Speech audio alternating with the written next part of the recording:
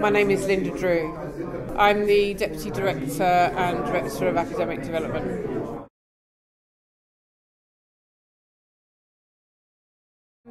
I've recently started at Glasgow, as in last summer, so I've been there for less than an academic year, and I've been very much involved in work around co-creation, co-designing, in my previous job at University of the Arts London. And in coming to Glasgow, one of the things that I was really interested in was the amount of work at Glasgow that involved both innovation design and digital design, and the specific things about what made that a speciality at Glasgow. So part of my own learning process has been about learning what makes their interactions, particularly things like around connecting communities through design, what made those kinds of things quite special, and what are our kind of claims around both digital design and also innovation design.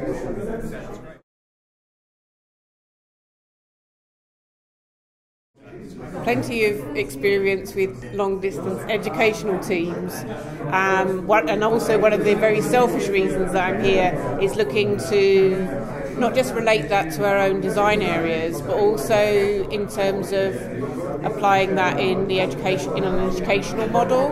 So one of the concepts that we're looking to develop at Glasgow is the concept of a distributed academy, so that where we're working at a distance with particular academics or departments, say in China and Singapore, how we can help that kind of engagement work in the same way as it does with some of our work, say in design innovation.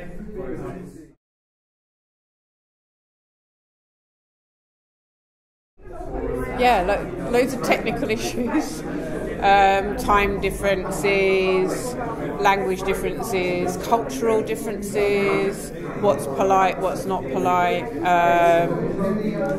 Inevitably, it means you have to travel a fair amount of the time as well in order to make an engagement really work, because the etiquette and the culture still requires really that you meet face to face, but that you maintain a project through some form of digital technology in the interim, but you use that as a kind of way of progressing a project in between the visits, you know. I think actually sometimes the delay is useful. So where we've been doing stuff with Singapore, and I've done a lot of work with Singapore over the last 7 years, you know what the time difference is. And you can send them something which they will look at and digest in their daytime and then come back to you. So you're constantly working sort of like long distance ping pong. So you accept that it's not synchronous, and actually that's quite good for the working relationship.